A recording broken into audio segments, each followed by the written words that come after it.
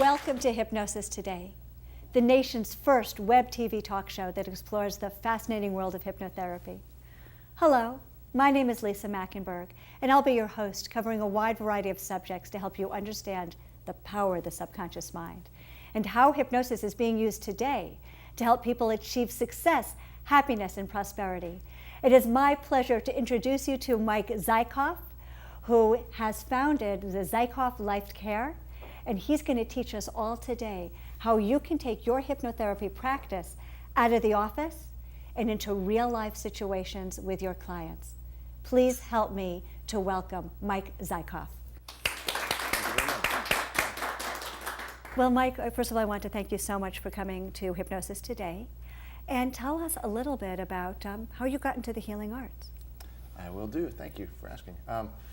When I was a kid, I always felt like I had this gift, something that was going on within me that always was able to move people, help people to smile, help people to feel better. Mm-hmm. I took that gift, what I considered as a gift, because I noticed how my parents reacted, how family reacted, and I wanted to go into the film business. So I did that. I pursued film studies and became a filmmaker. And so came out of college, went into filmmaking as a music video director and a producer. Was doing that for many, many years, and never found satisfaction, complete satisfaction. It was a lot of fun. And then something happened in my life that was quite dramatic, and my mother passed away. And I watched this experience of her going through doing what the doctor said, but yet she didn't get better, and then she passed away. And then the next couple of years I found myself just really lost and just not understanding, and I felt completely rather helpless in the process. And I said, I know I need to take a different path right now because I want to be part of a solution. How can I help someone to feel better, to get their life back on track? Yes. After noticing what happened with my mom. And so what I was able to do was take the creativity that I applied in the entertainment, everything that I knew from when I was a child, to begin to now approach that into a healing, and to take this kind of approach into healing care to help people to understand something better about themselves. So what path did you take to get initially into the healing arts? The first thing I did was study body work, massage therapy. I had a personal epiphany, surprised me, surprised everyone that I knew, that I said, I'm going to let go of what I'm doing in the entertainment business, and I'm going to do healing work. And what I learned was doing body work was the fastest way to be able to help somebody without having to know anything about them. So meaning, you know, if you just, someone's feeling down, if you give them a hug, that makes a big difference sometimes. You hold somebody's hand, it makes them feel better. Absolutely, and there's research that supports that. But when you did the body work, it wasn't enough. You wanted to incorporate using the mind as well as the body, and it brought you to HMI. What year was that? That was 2005. Prior to getting here to HMI, when I started studying body work, I noticed that this was, because you're right on, that I needed to explore more and find out how to do this better and faster.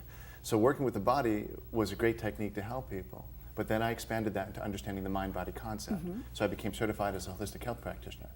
And a holistic health practitioner is just that, understanding how our life influences what goes on in the body, and vice versa. After applying this work for several years, for about 5 or 6 years, I noticed it was time to do something next, to take it to the next level, to get inside the mind a little bit more. And that's when I discovered HMI. And studied hypnotherapy. Something very interesting happened after you got your certificate here and started to use hypnotherapy in conjunction with your body work. As a matter of fact, you told me that you, for 5 years in a row, made the list of LA's best, and it was LA's best healing massage for 5 years in a row. Yeah. And how did the hypnotherapy, how did you incorporate it into your body work to make all that difference? Well, it went like this. When I was doing body work, from the get-go, I just knew there was a calling for it. There was something that just made sense, something that was really easy. And again, I didn't need to know much about somebody to be able to help them. So just to be able to find a trigger point in their physicality, or to know where the discomfort was, just to be able to cradle it and just to hold on to it and to say hello to whatever the discomfort was. There was a way that I was able to get someone to drop into a deep state of comfort very quickly. Didn't know what that was, it just was intuitive for me. Came to HMI, and honestly, within the first month of the program, there were some basic mind principles that were taught that I took right away and applied to the work that I was doing. Do you remember which ones really resonated with you? I'm not sure if I'm going to get the terminology right. However, just the concept of, you can help me with this a little bit, is the state of overload. Flooding the mind with information. Creates a state of overload, which then allows us to drop into that state of hypnosis. Okay? So, working with the physical discomfort, what there is an immense amount of tension that's stored, and the body doesn't know what to do with it, so it's just kind of trapped. To take this approach of pinpointing, zeroing in on a specific area in a discomfort, and to really focus your attention on that area, suddenly releases an immense amount of discomfort, an immense amount of trapped energy, and that begins to flood the body. Yes. So it's just released, and that overloads the brain. As soon as that happens, the brain, the individual drops into a deep state of consciousness and allows for the body to begin to heal. Because what happens here is like the mind is always controlling what goes on in the body, Yes. which is, I guess, what we're going to talk about here in a few moments too, is that state of overload that we're constantly in doesn't allow the body to actually heal itself. It keeps the body in a suspended state of discomfort Yes. that is such low grade that we don't pay attention until something dramatic happens. Once that happens, we go seek care. So what I've learned in the process of helping people to heal their bodies is to acknowledge, first of all, to get to pay attention to their body and to know that there might be some tension that you didn't even notice you had. Yes. Once you begin to notice that, you can begin to release it. But doing body work specifically to get to where we were lucky enough to be the best of Los Angeles was a matter of just applying this technique of let go of the immense amount of tension that's Yes. trapped. It floods the brain gets into overload, drops off, lets go of its connection to the body. Once that happens, the body has its ability to find its own natural healing again. And towards the end of the session, with the massage and the body work, you added guided imagery. Tell us about that. Yeah, there's that aspect of, it's one thing to take a being to that state, Yes. but then the therapeutic part is being able to guide them to help them better understand what's happening so they can then have a control within themselves, so they can learn to have a tool that they can now manage their energy differently. So the guided imagery that would come at the end of a session or throughout a session to help the individual again pay attention to what's happening in their body, to pay attention to how they're thinking about their body or not thinking about their body. Yes. And so to take somebody on a guided path, walking through, say, the vessels of the body, the blood vessels, Yes. to really connect with what it feels like inside, to claim that ownership. Absolutely. And once you have ownership, then you have a different relationship. So there was another shift that happened that you told me about, Mike, over this summer, when you realized you were being encumbered and even distracted by having an office and having the business obligations of having an office, and you decided to go on a new path. Tell us about it. Yeah. See, everything seems to be exactly perfect the way life works. And if we pay attention to that, and that's a principle that I live with, that I try to impart on people that I work with, it's just, first of all, nothing is a problem. Everything that feels like a discomfort is really a symptom. It's giving you information about something else that you're not paying attention to. And so over the last couple of years, part of my vibration was that I needed to change something. Yes. But I had built up this great office, this great practice, Sure. we got these accolades. I said, well, we have to keep doing this because that's what people are responding to. And then I realized it's not right for me, but I'm doing it anyway. And so the discomfort started to build up, meaning I started to pay more attention to managing the office, trying to keep things clean, trying to pay all the bills, trying to, do the advertising and the promotion, working to manage other practitioners. And it took me away from the purpose of actually caring for people. So that built up over time. This past summer it just came to the point where I was like, things have to change. Let go of the office, let go of the accolades, all that kind of stuff, and just went bare bones, stripped everything back down into what I now call life care. Tell me, what is life care and how do we take hypnotherapy out of the four corners of our office? Well, that's a great question. See, what I noticed too was that we spend a lot of time with people, they come into the room and they become sequestered. In the sequestered space, healing can happen. And that's what people have learned to believe. And I go, well, that's not really true. Healing should happen. Healing is a mindset. It's not something you have to go do. It's something you should live with. And so taking this out of the office, taking an individual out into the public world where they live, where they function, such as whether it's in their home or we go for a walk in the park or go on a hike or go for lunch and do this work live while you're in the middle of your life the way you live. Wait, so let me hold your feet to the fire here. Sure. I'm asking you to take me through. So you get a phone call, let's pick something vocational, avocational, like someone calls up and says, hey Mike, can you help me with writer's block? Take me through from the first phone call. Okay.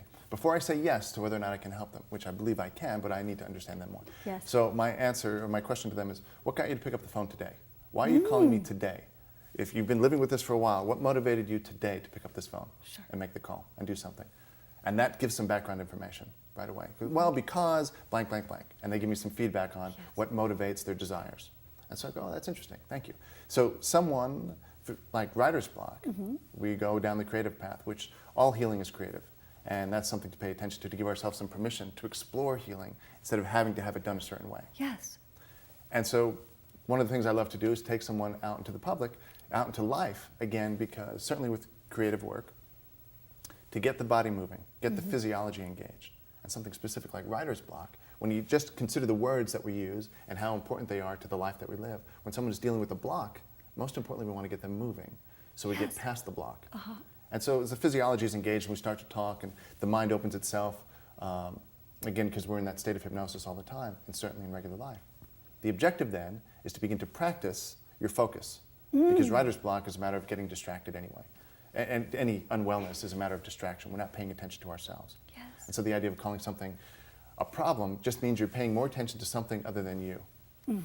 And so we go for a walk and just talk, and for the first 15, 20 minutes we're just walking, allowing the individual just to express what's happening for them. What their feelings are, what they like, what they don't like. Also getting to pay attention to how they interact with the world around them. And you can teach them how to concentrate and how to focus even when there's distractions. And that's the key part to this. Exactly right. Because in the office, when we're sitting still, there's no distraction. So That's it's right. really easy to pay attention to what we're doing. In the real world, you have to actually do a little bit of effort, put a little bit of effort and work into being on point during the session, which is immediate training. So when you're done with the session, then you now have a tool that you can use when you go back to your regular day. Every place. Yeah. You can use it at Starbucks. You can use it when your office and the cat starts to meow. Fair enough. Wow. And it's exactly right. So you just go, wait, I don't need to focus on that. I need to focus here. This is what's important right now. Yes. And that's where healing begins. So you started that this summer. So with Zykoff Life Care, what do you see for your future with this endeavor of hypnotherapy out of the office? Thank you for asking that too. It's interesting. One of the things that I've run into, and I've talked to other practitioners, is that it's difficult sometimes for people to commit the time to come in and the cost of a session and seeing people one-on-one. Again, for me, the creative spirit that I have, the desire that I have to care for people, one-on-one is not enough. So I was like, how can I provide a service that's low cost, that can give people access to this kind of care to retune their mind any place, anytime? So I've developed Zykoff Life Care, which is a web service now. It's an audio service. And for less than $20 a session, and there's a subscription that's being developed now too, that for probably close to $10 a month, you have access to multiple programs in a month, all less than 20 minutes, some of them maybe even 5 minutes, just to remind you to get your mind back on point. It's like having a good friend that sits there and says, hey, you know what? I think you forgot about what you were doing. Yes. And then, oh yeah, thank you, thanks for that, thanks, you're right, I did forget. And that's what the service is about, for very low cost to be able to help people. And so it's not individualized. It is something that can be used like as a group hypnosis or a group meditation, which can apply to many different type of people in specific situations. Yes. With that in mind, if it's okay, I'd like for you to ask in our second segment, if you can do a group hypnosis for us here, what topic would you like to talk about? Perhaps we can do something with money and being a receiver. Do you know what? I'd really like that. So I'm going to ask you to hold that thought, because we're going to take a short break. But please stay tuned, because when we come back, we're going to talk more with Mike Zykoff about taking hypnotherapy out of the four corners of your office. And we're actually even going to have a little bit of a treat, a sneak preview of ZykoffLifeCare.com. Yeah. And we're all going to have a group hypnosis to be receptive to prosperity and abundance, or to quote you, money. So please stay tuned, and we'll be right back with Hypnosis Today.